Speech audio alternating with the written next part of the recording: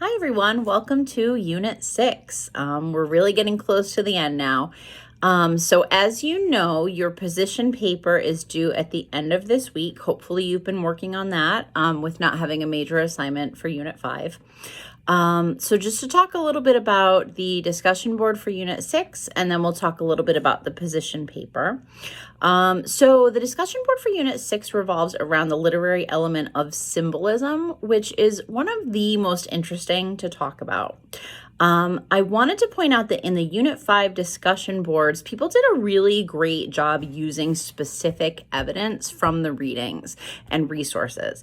It's very important in an English class that you're always demonstrating that you've done the reading and that you understand the reading. So in the Unit 6 discussion board, it has two parts. Really, you're showing that you have done the reading, that you're familiar with the text, and then also you are reflecting on symbols in your own life. So you really want to make sure that you have both parts of that in there.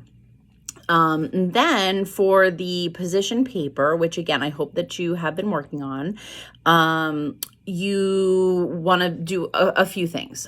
First of all, really be sure that you have a clear thesis. There is a template in the assignment page that you may use to help you if you want. And again, the assignment page and the rubric are very, very, very important. If you don't know where they are, please reach out and ask me, and I will do a walkthrough to show you.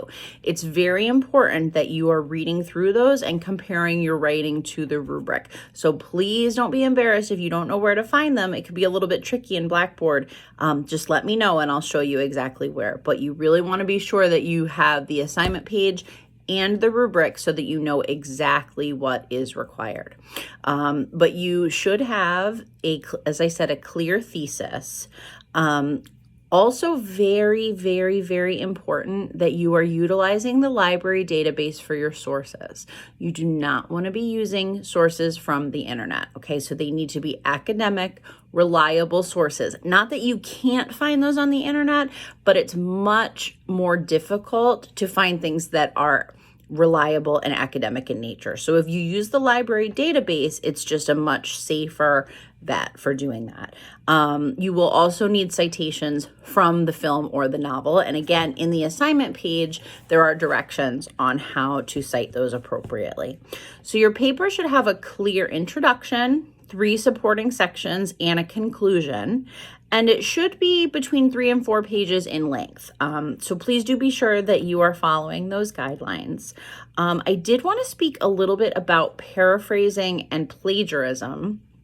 I had a few instances in the research paper where people attempted to paraphrase, but didn't really make enough changes, and it was sort of questionable. And if you were one of those people, you would know who you are because we talked about it.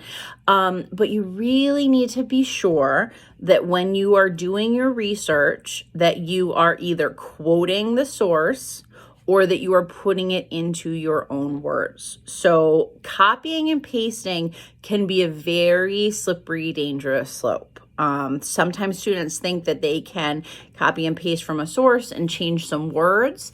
That is something that will be picked up by SafeAssign, and that is considered plagiarism. So it's very important that you are putting things into your own words. And again, if you have any questions about that, please do not hesitate to reach out and ask. What I recommend that has always worked well for me is doing the research separate from writing the paper. So what I mean by that is you conduct your research, you take notes, you figure out what you want to use, but you don't bounce back and forth between researching and writing. That's where the copy pasting comes in, and it's very, very easy to make a mistake and utilize the same words. So the chances of doing that diminish greatly when you do the research and then write in a separate session or a little bit later on. You run a much lesser risk of doing that. I will be doing another Collaborate session, most likely on Friday afternoon, but I will post the time for that as well. Again, that's completely optional, but if you're struggling with what to write or how to write, students usually find that they're very helpful.